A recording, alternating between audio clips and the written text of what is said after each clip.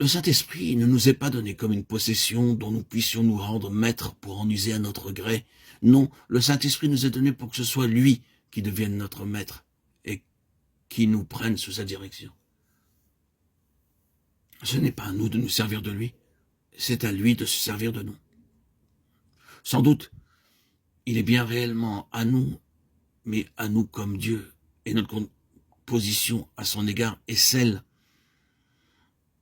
d'une entière et complète dépendance de celui qui donne à chacun selon son bon plaisir. Le Père nous a en effet donné l'Esprit, mais cet Esprit ne travaille en nous que comme l'Esprit du Père, et chaque jour nous devons le demander au Père d'une manière tout aussi précise et confiante que si nous avions à le demander pour la première fois. Quand Dieu nous donne son Esprit, il nous donne l'essence même de son être.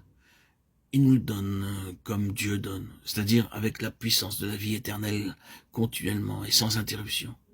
Lorsque Jésus promettait une source intéressante d'eau vive à ceux qui croiraient en lui, il n'entendait pas parler d'un seul acte de foi qui ferait d'eux, une fois pour toutes, les possesseurs indépendants de cette grâce. Mais il parlait là d'une vie de foi qui ne pourrait recevoir ses dons qu'en le recevant lui-même.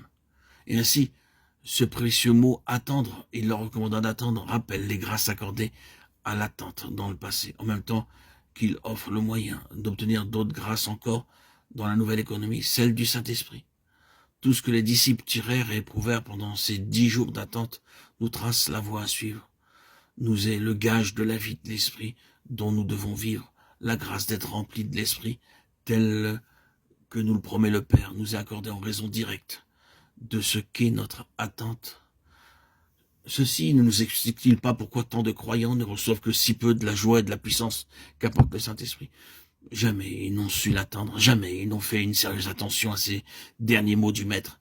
Il leur recommanda d'attendre la promesse du Père, laquelle, dit-il, vous avez ouï de moi. Cette promesse, ils l'ont ouï, ils l'ont vivement désiré l'accomplissement et l'ont demandé par de ferventes prières. Ils ont senti douloureusement l'absence de cet hôte divin et en ont mené deuil. Ils ont essayé de croire, essayé de saisir, essayé d'être remplis de l'esprit, mais jamais ils n'ont su ce que c'était que de l'attendre. Jamais ils n'ont dit, ni même écouté et cru cette parole. Heureux tous ceux qui s'attendent à lui. Ésaïe 30, 18.